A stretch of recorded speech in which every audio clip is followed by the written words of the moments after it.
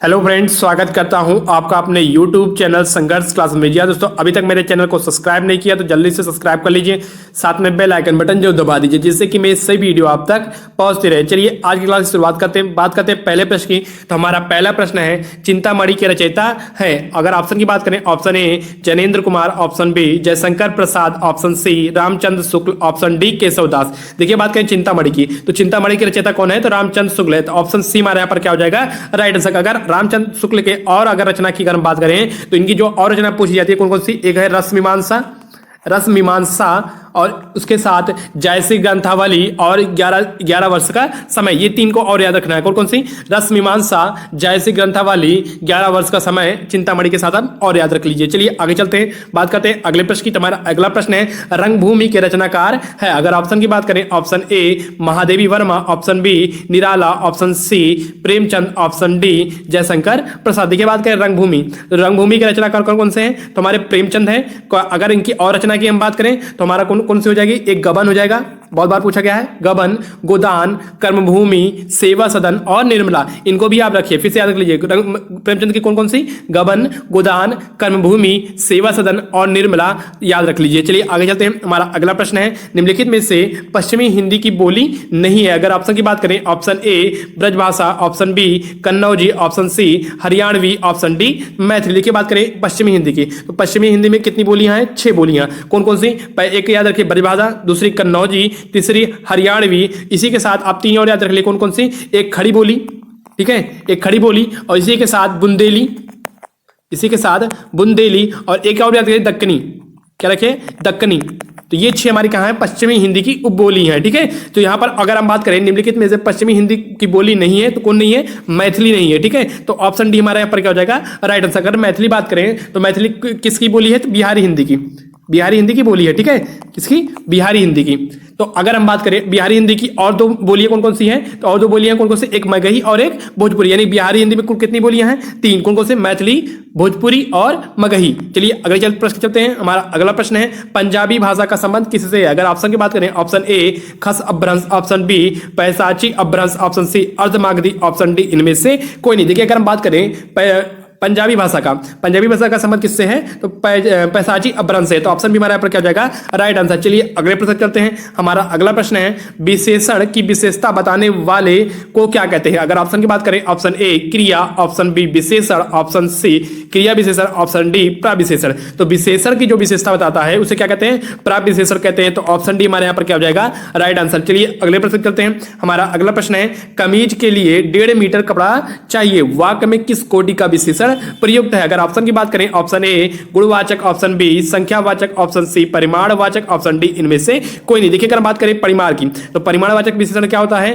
तो परिमाण अगर वाचक विशेषण पूछे तो वह विशेषण शब्द जो किसी संज्ञा, सर्वनाम की मात्रा, परिमाण या नापतोल आदि का बोध करवाता है उसे क्या कहते हैं? परिमाणवाचक विशेषण कहते हैं। यहाँ पर देखिए कमीज के लिए 1.5 मीटर, यहाँ मापतोल की बात हो रही है। ठीक है, नापतोल की बात हो रही है, इसलिए यहाँ पर क्या जाएगा? परिमाणवाचक विशेषण हो जाएगा। तो ऑप्शन सी हमारे यहाँ पर क्या हो जाएगा? Right answer. चलिए अगले प्रश्न करते हैं। हमारा अगला प्रश्न है, वार्णिक छंदों में किसका विचार होता है? अगर ऑप्शन की बात करें, ऑप्शन ए शब्दों का, ऑप्शन बी मात्रा का, ऑप्शन सी वर्ण का, ऑप्शन डी इनमें से कोई नहीं। देखिए बात करें वार्णिक छंदों की, तो वार्णिक छंदों में किसका विचार होता है? वर्ण का होता है। तो ऑप्शन सी हमारे यहाँ पर क्या हो जाएगा? Right answer. अगर बात करें मात्रिक छंद की, तो मात्रिक छंद में किसका विचार होता है? मात्रा का। तो ऑप्शन वहां पर क्या होता है हमारा? तब बी ऑप्शन हमारे वहां पर क्या हो जाता है? Right answer. चलिए अगले प्रश्न करते हैं। हमारा अगला प्रश्न है, धनाक्षरी छंद है। अगर ऑप्शन की बात करें, ऑप्शन ए मात्रिक छंद, ऑप्शन बी वार्णिक छंद, ऑप्शन सी मुक्तक छंद, ऑप्शन डी इनमें से कोई नहीं। देखिए बात करें धनाक्षरी की अगर हम बात करें तो कौन सा छंद है? वार्णिक छंद है। तो ऑप्शन बी हमारा क्या हो जाएगा? Right answer. देखिए वार्णिक छंद आपको डिटेल में नहीं पता, तो इसके कुछ और छंद हैं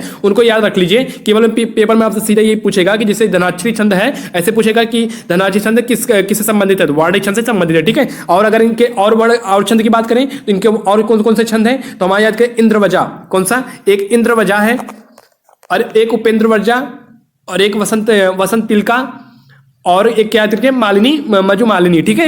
ये 4-5 आपको याद रखने हैं। चलिए आगे चलते हैं। हमारा अगला प्रश्न है, कार्य को नए ढंग से करने की पद्धति के लिए एक शब्द है। अगर ऑप्शन की बात करें, ऑप्शन ए आधुनिक, ऑप्शन बी नवागत रूप, ऑप्शन सी नवीनीकरण, ऑप्शन डी इनमें से कोई नहीं। तो कार्य को नए ढंग से करने की पद्धति क्या कहलाती है? नवीनीकरण कहलाती है। तो ऑप्शन सी हमारे यहाँ पर क्या हो जाएगा?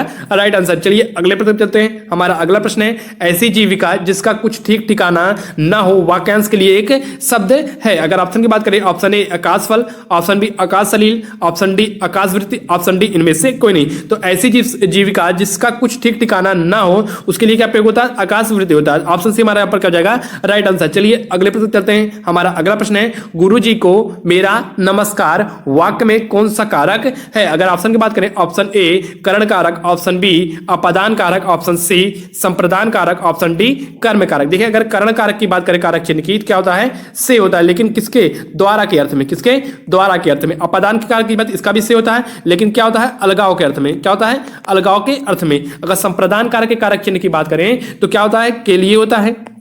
क्या होता है? के लिए होता है। और कर्म कारक क्या होता है? को होता है। अगर अब हम बात करते हैं वाक्य की, तो वाक्य क्या कह रहा है? गुरु जी को मेरा नमस्कार। नोट करके लिख लीजिए, जब किसी के आदर या सम्मान, जब किसी आदर के या फिर सम्मान की बात हो, किसकी आदर या सम्मान की बात हो, तो वहां पर हमेशा क्या होता है? संप्रदान कारक होता है। तो ऑप्शन सी हमारा क्या हो जाएगा? Right answer. गुरु जी को मेरा नमस्कार वाक्य में कौन सा कारक है? संप्रदान कारक है, ऑप्शन सी। चलिए अगले प्रश्न चलते हैं। हमारा अगला प्रश्न है, सीता कल तक गांव जाएगी वाक्य में कौन सा कारक है? अगर ऑप्शन की बात करें, ऑप्शन ए अपादान कारक, ऑप्शन बी अधिकरण कारक, ऑप्शन सी संप्रदान कारक, ऑप्शन डी करण कारक। देखिए अपादान कारक का कारक चिन्ह क्या होता है? से होता है, लेकिन अलगाव के अर्थ में। करण कारक की बात करें, इसका भी कारक चिन्ह क्या होता है? से होता है, लेकिन द्वारा के अर्थ में, ठीक है। संप्रदान कारक का चिन्ह पूछे तो क्या होता है? के लिए होता है। अगर हम बात करें अधिकरण कारक की, तो अधिकरण कारक का चिन्ह क्या होता है? में होता है, या पर होता है, या फिर ऊपर होता है, ठीक है। इन्हीं चार का होता है। अगर हम बात करते हैं वाक्य की, तो वाक्य क्या कहता है? सीता कल तक गांव जाएगी। तो जब किसी वाक्य में प्रत्यक्ष या अप्रत्यक्ष रूप से तक शब्द लग जाए, प्रत्यक्ष या फिर अप्रत्यक्ष रूप से क्या लिख जाए? तक शब्द आ जाए, तो वहां पर हमेशा हमारा क्या होता है? अधिकरण कारक होता है। तो ऑप्शन बी हमारा यहां पर क्या हो जाएगा? Right answer. चलिए अगले प्रश्न चलते हैं। हमारा अगला प्रश्न है, दुर्गा का पर्यायवाची शब्द नहीं है। अगर ऑप्शन की बात करें, ऑप्शन ए धात्री, ऑप्शन बी कामाक्षी, ऑप्शन बी अभया, ऑप्शन डी प्रभा। तो दुर्गा का अगर हम पर्यायवाची की बात करें तो धात्री होता है, दुर्गा का पर्यायवाची क्या होता है? कामाक्षी होता है, और दुर्गा का पर्यायवाची क्या होता है? अभया होता है। यानी कि दुर्गा का पर्यायवाची कौन सा नहीं होता है? प्रभा नहीं होता है। तो ऑप्शन डी हमारे यहां पर हो जाएगा? Right answer. चलिए अगले प्रश्न चलते हैं। हमारा अगला प्रश्न है, कोमल का विलोम शब्द है। अगर ऑप्शन की बात करें, ऑप्शन ए अकोमल, ऑप्शन बी शांत, ऑप्शन सी कठोर, ऑप्शन डी इनमें से कोई नहीं। देखिए अगर बात करें कोमल का, तो कोमल का विलोम शब्द क्या होता है? कठोर होता है। तो ऑप्शन सी हमारे यहां पर क्या हो जाएगा? Right answer. चलिए अगले प्रश्न चलते हैं। हमारा अगला प्रश्न है, आसमान से बातें करना मुहावरे का अर्थ है। अगर ऑप्शन की बात करें, ऑप्शन ए तेज दौड़ना, ऑप्शन बी पागल हो जाना, ऑप्शन सी बहुत परिश्रम करना, ऑप्शन डी बहुत ऊंचा। तो आसमान से बातें करने का मुहावरे का अर्थ क्या होता है? बहुत ऊंचा। तो ऑप्शन डी हमारे यहां पर क्या हो जाएगा? Right answer. चलिए अगले प्रश्न चलते हैं। हमारा अगला प्रश्न है, दर्शन का तद्भव रूप है। अगर ऑप्शन की बात करें, ऑप्शन ए दर्शन, ऑप्शन बी दर्शन, ऑप्शन सी दर्शन, ऑप्शन डी इनमें से कोई नहीं। हमें बताना है कि दर्शन का कौन सा तद्भव रूप है। तो ऑप्शन ए हमारे यहाँ पर क्या हो जाएगा? Right answer. यानी कि दर्शन जो इस तरह लिखा गया है, ये क्या है? तद्भव, दर्शन का तद्भव रूप है। चलिए अगले प्रश्न चलते हैं। हमारा अगला प्रश्न है, दिन दिन में कौन सा समास है। अगर ऑप्शन की बात करें, ऑप्शन ए द्वंद्व समास, ऑप्शन बी बहुब्रीय समास, ऑप्शन सी अव्ययी भाव समास, ऑप्शन डी तत्पुरुष समास। देखिए अगर हम बात करें द्वंद्व समास की, द्वंद्व समास में क्या कहता है? बीच में क्या आना चाहिए? योजक चिन्ह आना चाहिए। तो यहाँ पर क्या आ रहा है? योजक चिन्ह आ रहा है। लेकिन यहाँ पर एक नोट करके लिख लीजिए, अव्ययी भाव समास में भी क्या होता है कि जितने भी उपसर्ग वाले शब्द होते हैं वो क्या आते हैं?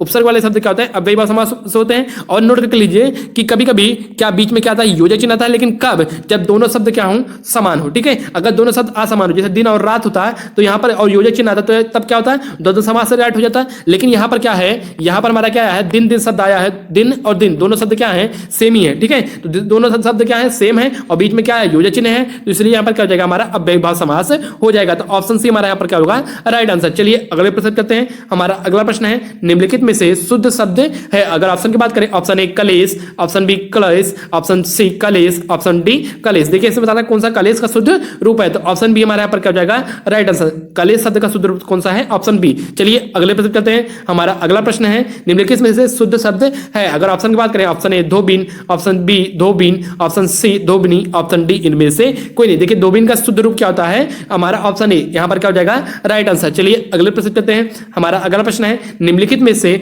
मध्य स्वर है। अगर ऑप्शन की बात करें ऑप्शन ए आ, ऑप्शन बी उ, ऑप्शन ई, ऑप्शन सी ई, ऑप्शन डी ई। देखिए अगर बात करें ई और ए और ए, ये हमारे क्या होते हैं अग्र स्वर होते हैं। ये सब हमारे क्या होते हैं अग्र स्वर होते हैं। अगर हम बात करें आगे तो यही हमारा क्या होता है मध्य स्वर होता है। यही हमारा क्या होता है मध्य स्वर होता है। इसके अलावा जो भी बच रहे हैं केवल कौन से बड़ा, ठीक है उ, बड़ा उ, और क्या बच रहा है हमारा, और क्या बच रहा है ओ और औ, ओ और औ, ठीक है। ये सब हमारे क्या होते हैं हमारे क्या होते हैं पश्च स्वर होते हैं। हमसे क्या पूछा है मध्य स्वर, तो मध्य स्वर कौन हो जाएगा, तो ऑप्शन ए हमारा यहाँ पर क्या हो जाएगा राइट आंसर, यानी कि मध्य स्वर कौन सा होता है आ होता है। चलिए अगले प्रश्न चलते हैं। हमारा अगला प्रश्न है निम्नलिखित में से सा घोष महाप्राण वर्ण है। अगर ऑप्शन की बात करें ऑप्शन ए दा, ऑप्शन बी मा, ऑप्शन सी फा, ऑप्शन डी कौन सा है हमारा बा, ठीक है। देखिए हम बात करते हैं निम्नलिखित में से साघोष और महाप्राण वर्ण कौन सा है। देखिए अगर हम बात करें साघोष वर्ण की तो प्रत्येक वर्ग का तीसरा, चौथा और पांचवा वर्ण, ठीक है, यानी कौन सा वर्ग क च ट त प, ठीक है, यही पांच कौन सा का वर्ग, चा वर्ग, टा वर्ग, ता वर्ग और पा वर्ग, इन्हीं वर्ग का तीसरा, चौथा और पांचवा वर्ग क्या होते हैं साघोष होते हैं। अब बात करते हैं महाप्राण की, तो महाप्राण कौन कौन से होते हैं, प्रत्येक वर्ग का दूसरा और चौथा हमारा क्या होता है महाप्राण होता है, यानी कि जो चौथा वर्ण होगा वो दोनों होगा, वो क्या होगा साघोष भी होगा और महाप्राण होगा। अगर हम दा की बात करें तो दा हमारा ता वर्ग का तीसरा वर्ण है, तो ये हो नहीं सकता, ठीक है, ता वर्ग का तीसरा वर्ण ये तो हो नहीं सकता। माँ की बात करें तो माँ हमारा पा वर्ग का पांचवा वर्ण है, तो ये भी नहीं हो सकता। अगर हम फा की बात करें तो फा हमारा पा वर्ग का दूसरा वर्ण है, तो ये भी नहीं हो सकता। अब बच रहा है हमारा कौन सा ऑप्शन डी, तो ऑप्शन डी हमारा क्या है भा हमारा क्या है पा वर्ग का चौथा वर्ण, तो चौथा वर्ण हमारा क्या होगा साघोष भी होगा और महाप्राण भी होगा। तो ऑप्शन डी हमारे यहाँ पर क्या हो जाएगा हमारा राइट आंसर, जो कौन सा भी साघोष भी है और महाप्राण भी है, तो ऑप्शन डी हमारे यहाँ पर क्या हो जाएगा राइट आंसर। अगर आज का वीडियो यहीं तक, अगर आपको वीडियो अच्छा लगा तो चैनल को लाइक कीजिए, सब्सक्राइब कीजिए और दोस्तों के साथ शेयर जरूर कीजिए। अगर कोई डाउट रह गया तो आप कमेंट करके पूछ सकते हैं।